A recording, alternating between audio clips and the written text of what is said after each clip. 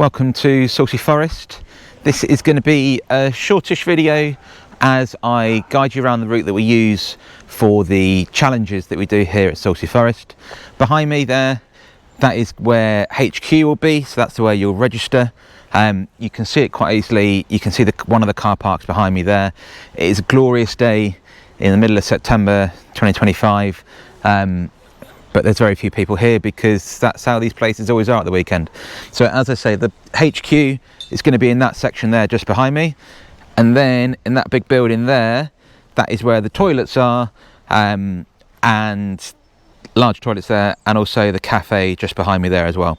So it's a really nice spot, this, if you've got people to come and watch you as well, because as you can see behind me, again, loads of seating, nice just to sort of watch family members and friends as they come past. And then there's a little kids play area as well, if you've got little ones to entertain as you go around trying to get a few laps in. But I'm going to go out on the course, show you what you can expect, and like I said, this is being filmed in September. We've not had particularly great weather. It's probably be a bit damp out there, but should be pretty indicative of what it's going to be like. Right at the beginning of the lap, and also then at the end, you do go past the Go Ape that is new-ish to here. During the week, it doesn't tend to be on, I don't think. It doesn't tend to be open. Maybe it opens later on, but quite cool to see the Go Ape as you go past. And then very quickly, as you get to the end of this section, if you've ever done Salcey Forest Park Run, you join up effectively with the park run route, and where it starts. So the park run starts just behind me there, and then you come up this path, very slight incline up towards the rest of the route. Hopefully you can see the ground behind me. Really good solid ground. Like I say, September, but it's still really good underfoot. It's never bad here. Just crossing a bridleway. We do get lots of horses here, so be mindful of the horses. We do go along one section we'll get to in a bit that is on that bridleway. Very often there'll be horses along there. Always give way to a horse that's bigger than you. But yeah, underfoot, it's always good at Salcey Forest, at least on the routes that we use for this course, because fundamentally you're running on crushed stone that's well looked after. So you'll get a bit of leaf detritus, which is what we've got a tiny bit behind me. If the event you're doing is in February or March, then that leaf detritus will be even more than it is at the moment, because obviously all the leaves will have fallen down. So it can be a bit grubby, but it's never muddy here because it's all sort of on raised crushed stone paths. So it's always good for a proper run around, regardless of what the weather's like. You do a small little rectangle around where the bridleway was that I just showed you, and then you do these two long straights, and they are long and they're absolutely dead straight. So this bit can feel like a little bit of a grind just because it is so long and so straight. It is how it is, but it's beautiful, and they've done a really good job over the last year or so of just widening this path a little bit, so that even in the height of summer and spring, when all the sort of weeds and everything are out of control, there's still plenty of room down here. So it's just all under the canopy. So again, even in the summer, if it's scorchingly hot, you've got a little bit of protection. As I've said at the beginning, this is September, so some of the leaves have started to drop already. It is a beautiful sunny day that I've picked on purpose. So there's a little bit of speckled sunshine down here, but it's lovely, it's glorious. There's no one else out here at all.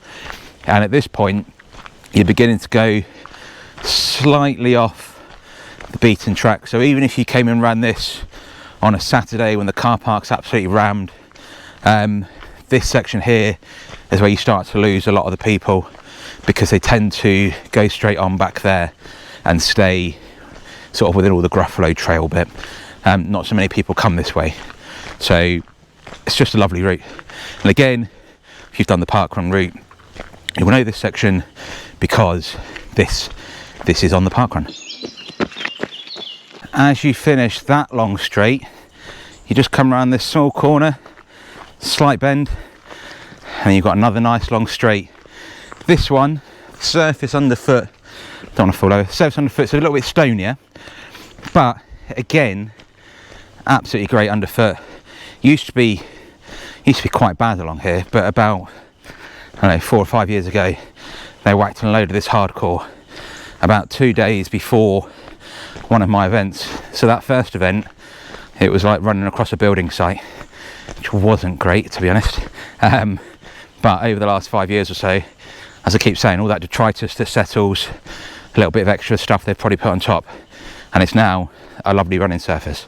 If you're going super minimal running shoes, so essentially barefoot, it's not going to be lovely along here. As somebody that wears a lot of barefoot shoes, I don't think I'd look forward to this section, but it's not too bad. As you can sort of see behind me, just why I'm not positioning myself in the middle of the screen, as you can see behind me, it's a bit stony, but it's a lot better than it was. I think in 2019 they did it, but like I said, it was about 2 days before our actual event, which was a little bit of a pain, but we got through it. Halfway along the second long straight, there is a new opening, which is here, and the reason for that opening is to allow butterflies to flourish. Apparently it's been, I don't know, noted, recorded, that there's quite a few rare species of butterflies, or lots of butterflies. It's good for butterflies, I don't know. And so they've created these butterfly corridors. So as much as that looks like a footpath, apparently it's not. It's for butterflies. So it's I guess a butterfly footpath. But when I came and filmed here in the summer and came running along here, there were lots of butterflies. So whether it's because they've cleared a load of the forest, or whether it's because there's lots of butterflies, I don't know. But if you get the time of year right, the wildlife here is pretty spectacular. There's been very few times where I've run here on my own on days like today where I've not sort of seen deer off in the distance or other things around. It really is a lovely little sort of, I don't know, oasis of calm here. At this point, I'm 1.5 miles into the course, and this is the first hill of any description that I've had to go up. And to be really clear, this isn't a hill, but this is the first time that I guess a ball would roll down. Here, Salcey Forest is incredibly flat. The whole course is really flat. The numbers will be on the website for exactly the elevation. I don't know what it is off the top of my head, but this is a flat trail to come and run on. This section here is one of the more exposed bits, I guess, in terms of above. You can see I'm being blinded by the sunlight, but also the ground's quite exposed here as well. So if there's been lots of heavy rain, especially where it is in a little dip as well, it does get a bit grubby along here. But, and I'll emphasise this again, it doesn't require big heavy lugs on your trainers. I'm currently wearing my trusty Lone Peaks. I could be doing this in road shoes without a problem at all, but I absolutely love these shoes, so I'll wear them everywhere, on the school run, running around here, anywhere. But it's the one little bit people talk about, there being the little hill towards sort of the edge of the course, but it's the sort of hill you notice on lap 10, but I'd suggest that you probably won't notice it too much on lap 1. And then as we then turn the corner, this is the point where you're furthest away from HQ, and then you get yourself back onto the main forest road that sort of goes straight through the middle of this course, that we circle on and off. You can see behind me a semi-abandoned digger there. Just a good point to mention that this is a working forest, so there shouldn't be works going on when you are here. Obviously I get permission, they know I'm coming, we sort it out about a year in advance, lots of forms, lots of meetings, all that sort of stuff. So there's no reason that there should be planned stuff going on, but it's a working forest. If trees come down, trees have to be cleared, so on and so on. So if you are coming out recceing the routes, it's probably more relevant, but if you're coming out to just have a look at the routes, don't go through signs where it says not to go through them, because there's probably a good reason it says to not go through them. The beauty of this site here is it's relatively small on this side of the road, and if they ever close paths for work, they always put diversions in place, so you'll always be able to get around it, even if you're not doing exactly the same route that is the route you come to do in preparation for a Big Bear event. If you're at this site and you've done some of it, you'll get a feeling for the place. With every single Big Bear event, there will be so many arrows out that you don't need to worry about knowing the route at all. That is never the intention with a Big Bear event. The intention is you turn up to somewhere that you've never been before, you come and run, you have fun, and you don't need to think about navigation. That's always the intention. So just something to bear in mind. If you see big diggers when you come in on other days, don't run through them, even if it looks like it's fine. You never quite know what they're doing. And some of the stuff, I mean, that digger was quite small, but when you see the stuff that they use to take the trees down, they are big bits of kit. So they're not going to see you coming, they're not going to hear you coming. This leads you into what I think is the nicest section, the most beautiful section of this whole route, where you cross this small little bridge.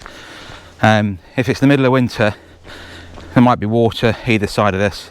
I've never seen it flooded, but it might be water either side. You cross the little bridge, you take a very aggressive line close to these trees, do what you want, it really doesn't matter, but that's how I mark it.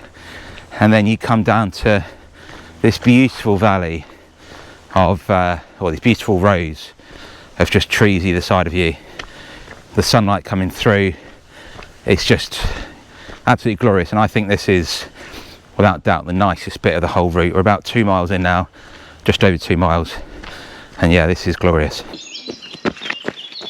The aforementioned glorious section, as you're running through all these trees, sort of weaving a little bit around the course as the trees interrupt the path. And I'll just be quiet for a second. I don't know if my microphone will pick that up, but loads of red kite buzzing ahead. I'm not entirely sure what that other bird is, that's slightly different, but you can just hear the wildlife. And considering it's a 10-minute drive from the M1, and the M1 sort of borders the forest to a certain extent, not quite this section but another section of it, because you're in such dense woodland you can't really hear it. Every now and then you get a bit of a buzz, and you also get planes overhead that you might have picked up in some earlier sections, but just nice peaceful forest.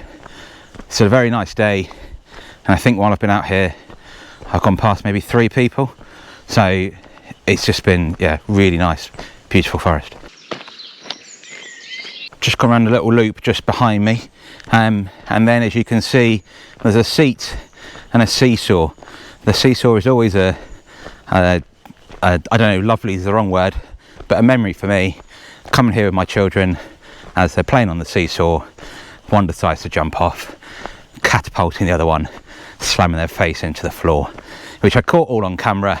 I won't be adding in here because it's fine, they were fine, but it wasn't the particularly nice thing, as you're filming your kids playing, and then really you're filming your kids just getting hurt. But again, we're into another lovely little section here. You can see above me just there, great big branch that you're underneath, which is just, it's always been there. Ancient woodland, you can't really get much better than along here. And this is slightly downhill. I mentioned earlier the slight uphill. I mean, this is downhill and it'll feel quite nice as you some sort of tear down as you run down. but it's not really much of a downhill. This is the section where it is a bit of a climb. You're about 2.8 miles into the lap, I think, roughly about that. And it's on this sort of soft, very sort of bitty, sandy stone. So you're not slipping as such, but it's not the best thing to be climbing up. So you do feel like you're going uphill here. But again, it is not hilly. It is still flat overall. Check the Strava, check the elevation profile that's on the web pages. It's not hilly, but this does feel like you're sort of climbing up a hill a little bit compared to the rest of the course. Also, this will be where you'll find the most people. It's obviously very buggy friendly. Just past a buggy back there as well. It's on one of the Julia Donaldson or Wallace and Gromit routes, whatever it is at the time, and so it tends to be where all the kids and bikes and things like that are. As you get to the top of that slight climb, you then get to what looks like quite a weird little bit here, which is called the Elephant Pond. I might get my history wrong here, but I believe during the Second World War they kept elephants here to help clear the forest, I think.